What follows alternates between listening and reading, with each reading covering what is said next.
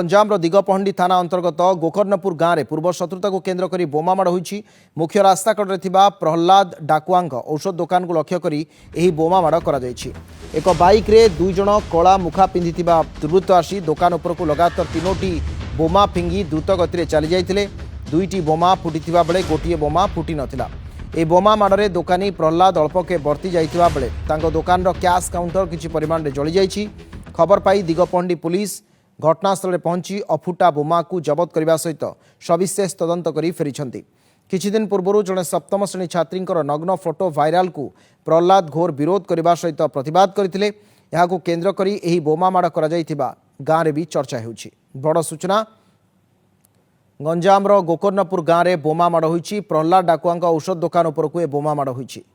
कालूचरण नायक अच्छा दिगपहंडी रिपोर्टर। कालू बोमामाड़ पछर कौन कारण स्थिति एवं केमती अच्छी? देखो अविनाश जो भाव गंजाम जिला दिगपहंडी ब्लॉक तथा दिगपहंडी थाना अंतर्गत गोकर्णपुर गाँव जो मुख्य रास्ता पर जो मेडिसिन स्टोर टी से मेडिसिन स्टोर को गोटे बाइक रे दुर्बृत्त मैंने आसी कला मुखा पिंधिकी तीनोटी बोमामाड़ कर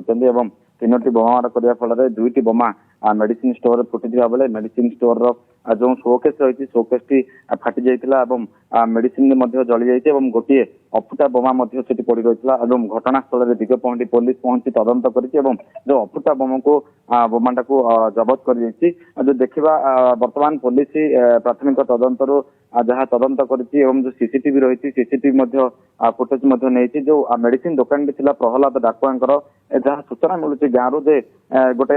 जड़े नाबालिका नग्न फोटो को भाइराल कर भाइराल फोटो को संपूर्ण भाव विरोध करने हेतु से पूर्व शत्रुता कारण जो दुर्बृत्त मैंने आसी बोमामाड़ कर सूचना मिली पुलिस अपरपक्षे तदंत जारी रखी। अविनाश वर्तमान सुधा कहीं घटना आहत होती कि?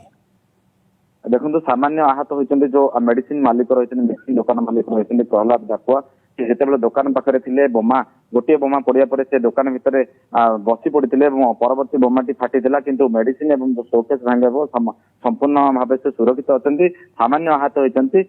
वर्तमान से पुलिस को एफआईआर देते। अविनाश अनेक अनेक धन्यवाद कालूचरण आपन सूचना दिगपहंडी रिपोर्टर थे कालूचरण नायक।